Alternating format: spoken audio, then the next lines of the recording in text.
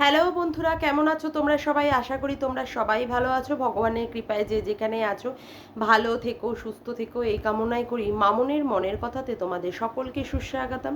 আমিও খুব ভালো আছি। আবার আরেকটি নতুন কন্ট্রোভার্সিয়াল ভিডিও নিয়ে তোমাদের সামনে চলে এসেছি। কালকে রাত্রের বেলায় আমি দালালের একটা ভিডিও দেখলাম। সেখানে দালাল কি বলেছে, সে ওয়াইটি থেকে বিদায় নিচ্ছে এবং সে কান্নাকাটি করছিল। না, এটা কোয়াইট ন্যাচারাল, এটা নিয়ে খিল্লি করার কোনো জায়গা নেই যদি এটা সত্যিই হয়। কারণ বারংবার তো সে এই কথাগুলো বলে বলে আবার ফেরত এসেছে। তবে কালকে যখন কাঁদছিল, কেঁদে কেঁদে কথাগুলো কিছু বলল যে তার অনেক প্রিয় চ্যানেল, সেখানে তাকে বন্ধ করে দিতে হচ্ছে। কিছুটা হলেও মানবিকতার খাতিরে হলেও না, মনটা সত্যিই খারাপ হয়েছে। কারণ আমরা এখানে না সত্যি কাউকে হয়তো নিয়ে কন্ট্রোভার্সি করছি, নেগেটিভ কন্ট্রোভার্সি করছি, যতই বলি যে তুই কন্ট্রোভার্সি বন্ধ করে দে বা তোর চ্যানেল দেখ কতদিন থাকে, এই সমস্ত কথাবার্তা বলার পরে আমরা তো মানুষ না, কোথাও একটা মানবিকতার খাতিরে সত্যিই চাই যেন ওর কন্ট্রোভার্সি চ্যানেলটা যেন নষ্ট না হয়। এবার অনেকেই হয়তো আমাকে প্রশ্ন করবে যে তুমি কেন এ ধরনের কথা বলছো।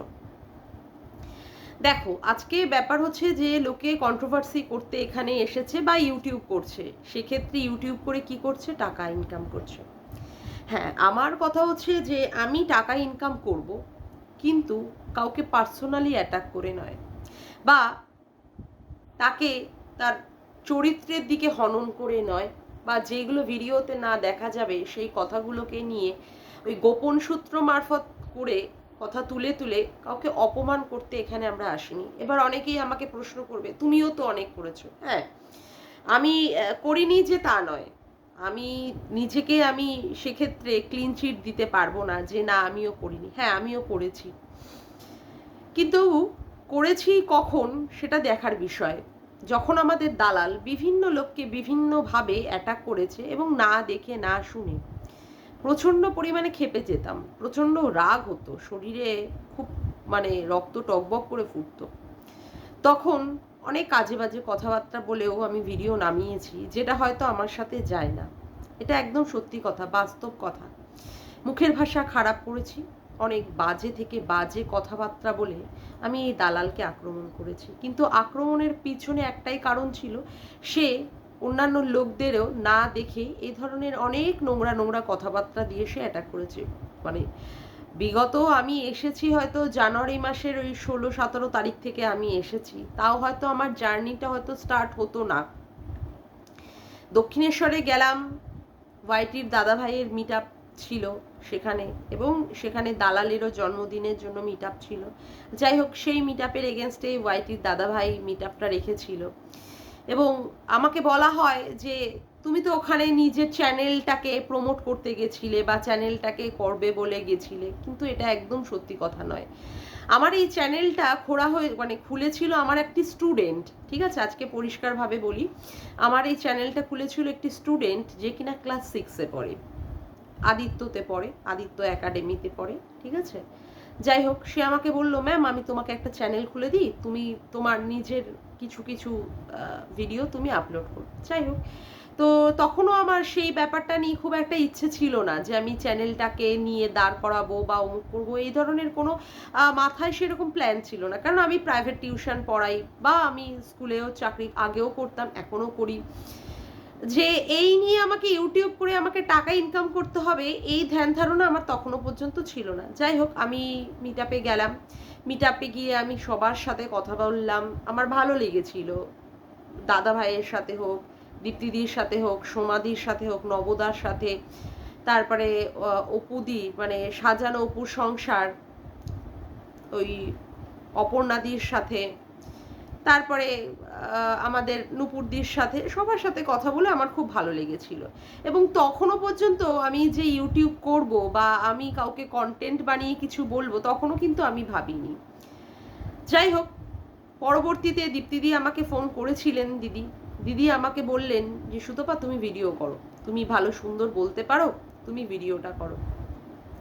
এবং আমার তখন ভিডিওটা করার মূল উদ্দেশ্যই ছিল যে দালাল তখন মিথ্যে কথা কিছু বলছিল, কারণ ওখানে দালাল ডিম দিয়ে মানে ডিমযুক্ত কেকটা দালাল কেটেছে তার জন্মদিনের পারপাসে, যেটা গপুকে খাওয়াতে পারেনি। এবং আরও অনেক মিথ্যাচারিতা করেছে, যেখানে বলা হয়েছিল তার মিটআপে নাকি বহু বহু লোক গেছে, এমন কিছুই লোক যায়নি ওই হাতে গোনা হয়তো 20-25 জনও হবে কিনা সন্দেহ আছে। তো যাই হোক, সেখানে অনেক মিথ্যাচারিতা করছিল বা অনেক মিথ্যা কথা বলছিল। এবং এর আগেও সে আমি মানে কিছু কিছু ভিডিও দেখেছিলাম, মানে হিসাব মতো আমার ওই ভিডিও দেখা হচ্ছে 2023-এর ওই নভেম্বর ডিসেম্বর মাস থেকে। আমার এই কন্ট্রোভার্সি জোনটা আমি সত্যি কোনোদিন আগে থেকে দেখতাম না। যাই হোক, তখন থেকে আমি একে আমার কন্টেন্ট বানিয়েছিলাম, কন্টেন্ট বানিয়ে আমি ভিডিও করা স্টার্ট করলাম। যাই হোক, তখন আমার পুচকি একটা চ্যানেল, তা একেবারে যে ভিউজ আসেনি তা বলবো না, মোটামুটি ভিউজ এসেছে। এবং পরবর্তীকালেও আরও অনেক অনেক ভিউজ এসেছে যখন হয়েছে। আবার এখন আবার ভিউজটা একদমই ডাউন হয়ে গেছে। যাই হোক, সেটা বড় কথা না, কিন্তু তখন আমি ওকে নিয়েই ভিডিও বানাতাম। এবং লাস্ট ডে আজকে ও মানে বলছে যে ও ভিডিও করবে না, কালকে একটা ও ভিডিও করে বলে দিয়েছে, এবং আজকেও আমি ওকে নিয়ে ভিডিও বানাচ্ছি। আমার সত্যি কথা বলতে অবজেকশনের একটা বিষয়ই হচ্ছে ওর না দেখা কথাগুলোকে ও যেগুলো ভিডিওর মাধ্যমে বলে, আর এত অ্যাগ্রেসিভ ওয়েতে বলে যেগুলো আমার মোটেই ভালো লাগে না। এবং শিক্ষিত সুশীল সমাজ সেটাকে মেনে নিতে পারে না আমার মত অনুযায়ী, যেটা আমি মনে করি অ্যাকর্ডিং টু মি। আমার মতো যারা রয়েছে তারা সবাই যেভাবে ও আগে সবাইকে নিয়ে ভিডিও করতো মানে করেছিল, ইদানিংকালে হয়তো কিছুটা কমে গেল, তার রেশটা কিন্তু তার থেকেই গেছে। যেমন সীমাদিকে বারংবার জলহস্তি, পতিতা, সীমা, কিমা এই সমস্ত নাম করে করে বলা, বা সবচেয়ে জঘন্যের বিষয় আমার লাগে সীমাদির সাথে সন্দীপকে একটা নোংরা সম্পর্কের মধ্যে জড়িয়ে দিয়ে প্রেগনেন্ট বানিয়ে দিয়ে আবার প্রেগনেন্সিকে খালাস করিয়ে দেওয়া।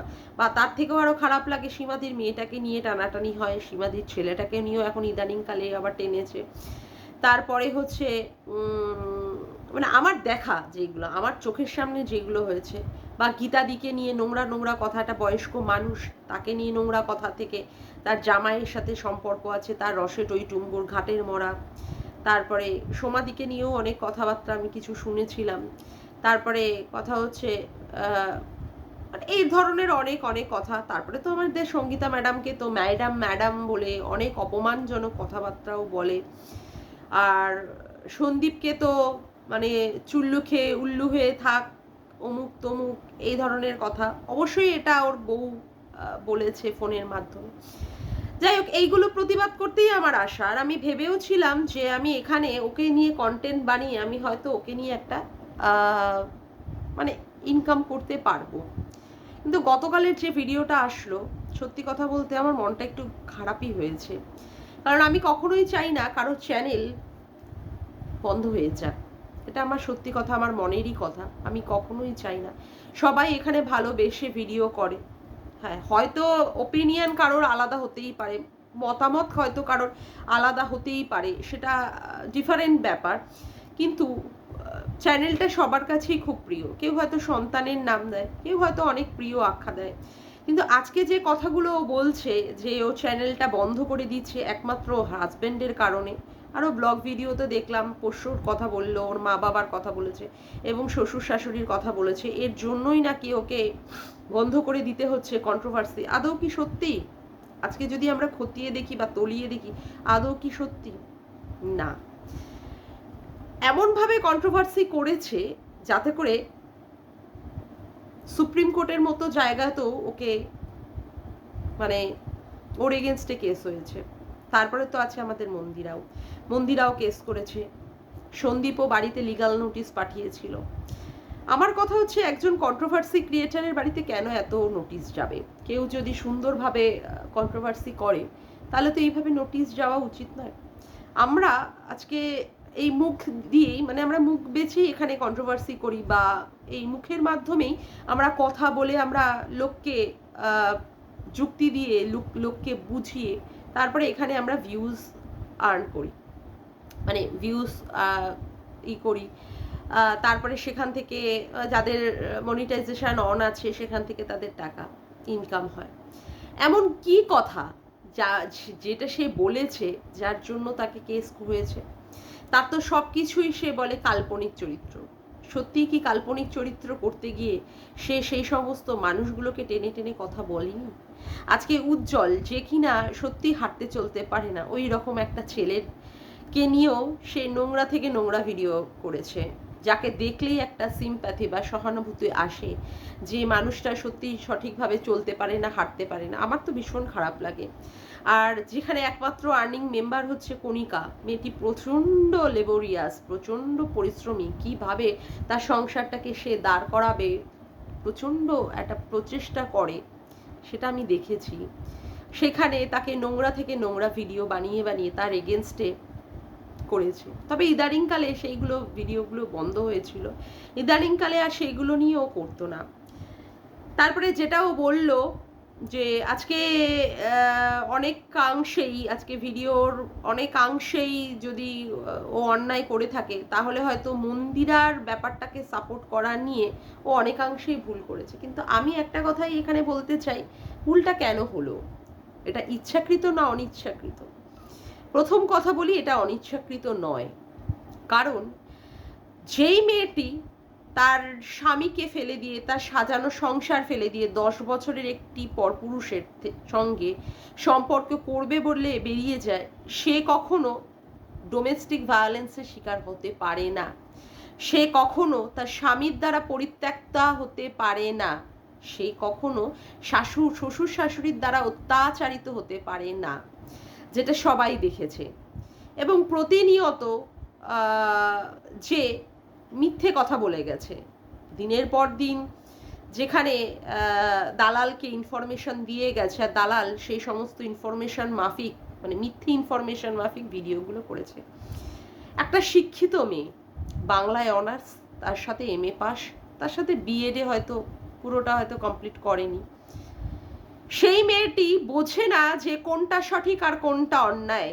এটা তো তাহলে খুব মানে হাস্যস্কর ব্যাপার হয়ে যাবে না? সেখানে মেয়েটি দিনের পর দিন মন্দিরাকে সাপোর্ট করে গেছে এবং মন্দিরাকে বলেছে যে কোনো একদিকে থাক, মানে একদিকে থাক বলতে সোমনাথের দিকটাকে সাইড করে দিয়ে হুলের সাথে সম্পর্কে থাক। কিন্তু এটাও কি সঠিক সে বলেছে? না। তারপরে ব্যাপার হচ্ছে, যেটা সে করেছে সেই অন্যায়টা, অর্থাৎ মন্দিরার করা অন্যায়টাকে সাপোর্ট করার জন্য সে রানাঘাটের মতো জায়গায় চলে গেছে।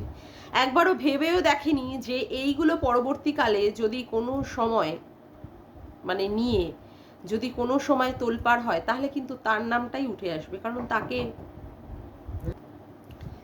মন্দিরাকে, মানে মন্দিরার করা অন্যায়গুলোকে সাপোর্ট করে গেছে, যেখানে সবাই মন্দিরার এগেনস্টে ছিল। এটাই স্বাভাবিক, কারণ মন্দিরা যে অন্যায় করেছে সেটাকে নিয়েই কেউ কোনো সময় সাপোর্ট করতে পারে না, কিন্তু এই দিনের পর দিন সাপোর্ট করে গেছে। পরবর্তীকালে মানে একে মানে যখন দেখলো সোমনাথ এর এগেনস্টে কিছু কথা বলেছে, সোমনাথকে ছেড়ে দিয়ে মন্দিরাকে দিনের পর দিন নিয়ে নোংরা থেকে নোংরা ভিডিও করেছে, নোংরা থেকে নোংরা ভিডিও। অত্যন্ত খারাপ লাগতো যখন মন্দিরার বাবা মারা গেছে, সেই মৃত মানুষটাকে নিয়েও পর্যন্ত কন্ট্রোভার্সি, বা মন্দিরার চরিত্র নিয়ে, মন্দিরার মায়ের চরিত্র নিয়ে দিনের পর দিন কন্ট্রোভার্সি। একটা সহ্য করারও একটা লেভেল থাকে, একটা সহ্য করারও একটা লিমিট থাকে। এ সব কিছুকে ক্রস করে গিয়ে মন্দিরাকে এমনভাবে মানে নিয়ে কন্ট্রোভার্সি করেছে, সেগুলো মানে মন্দিরার কতটা সহ্য শক্তি ছিল জানি না, তবে আমার তো মানে এতটুকু সহ্য হতো না।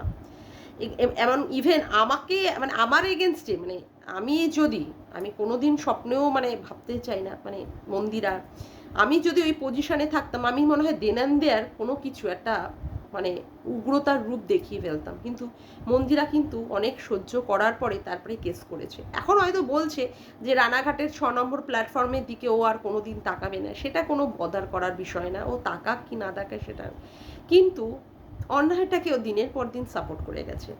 আজকে আমরা ক্যাথাকুরানি অর্থাৎ গামলাকে নিয়ে আমরা আজকে ভিডিও করি। যদি আমরা সত্যিই দেখতাম ক্যাথা যদি সত্যি অন্যায় কিছু না করে থাকতো, সত্যিই কি আমরা ক্যাথাকে নিয়ে সাপোর্ট করে ভিডিও বানাতাম না? অবশ্যই আমরা বানাতাম।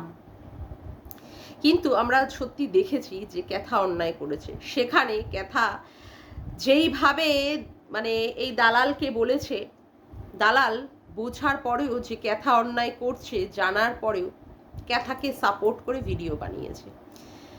তারপরে ক্যাথাও যখন এর এগেনস্টে গিয়ে বলেছে যে মাথায় কাঁঠাল ভেঙে খাওয়ার ব্যাপারটা নিয়ে, তখন ক্যাথাকে কি করে দিয়ে মানে খোঁচা দেওয়া শুরু হয়েছে, খোঁচা। এবং ক্যাথাও খোঁচা দিয়েছে, এও খোঁচা দিচ্ছে, দেওয়া শুরু হয়েছে। তা সত্যি কথা বলতে আজকে যে সে যে জিনিসগুলো করেছে, সত্যি কি সে সঠিক করেছিল? অন্যায় করেনি। আজকে তার অন্যায়ের শাস্তি হিসাবে সে কি বলছে, তার স্বামীকে বেছে নিচ্ছে ইউটিউব বন্ধ করার ক্ষেত্রে। সত্যিই কি তাই? যদি তার স্বামীকে সে বেছে নিত, তাহলে সুপ্রিম কোর্টে যখন কেসটা হয়েছিল, যেদিন সুপ্রিম কোর্টে কেসটা হয়েছিল, মানে কণিকা উজ্জ্বলদের ক্ষেত্রে যখন নোটিশটা বাড়িতে এসেছিল, তাহলে সে তখনই দেনান দেয়ার বন্ধ করে দিত, স্বামীর মুখের দিকে তাকিয়ে। স্বামীর মান সম্মান, শ্বশুর বাড়ির লোকেদের মান সম্মান, নিজের বাপের বাড়ির লোকেদের মান সম্মান, সব কিছুর কথা ভেবে। কিন্তু সে কিন্তু তখন সেটা করেনি। আজকে সে করছে কেন? কারণ কেসের ক্ষেত্রে তাকে বলা হয়েছে যে সে কন্ট্রোভার্সি করতে পারবে না। আমি যতদূর জানি, যাই হোক এখানে আমি অতটা নিয়ে বলতে আসবো না, মানে বলবো না। আমি যতদূর জানি তার কেস সংক্রান্ত ব্যাপারেই তাকে বলা হয়েছে যে সে আর কন্ট্রোভার্সি করতে পারবে না। হয়তো কন্ট্রোভার্সি চ্যানেলে হয়তো অন্য কিছু ভিডিও সে দিতে পারে, কিন্তু কন্ট্রোভার্সি করতে পারবে না।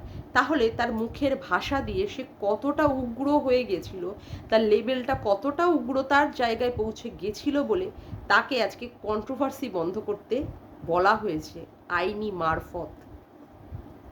এটা কিন্তু পরিষ্কারভাবে প্রমাণিত। যদি তখন তার স্বামীর দিকটাই যদি চিন্তা হতো না, অনেক আগেই সে কিন্তু কন্ট্রোভার্সিটাকে বন্ধ করে দিত।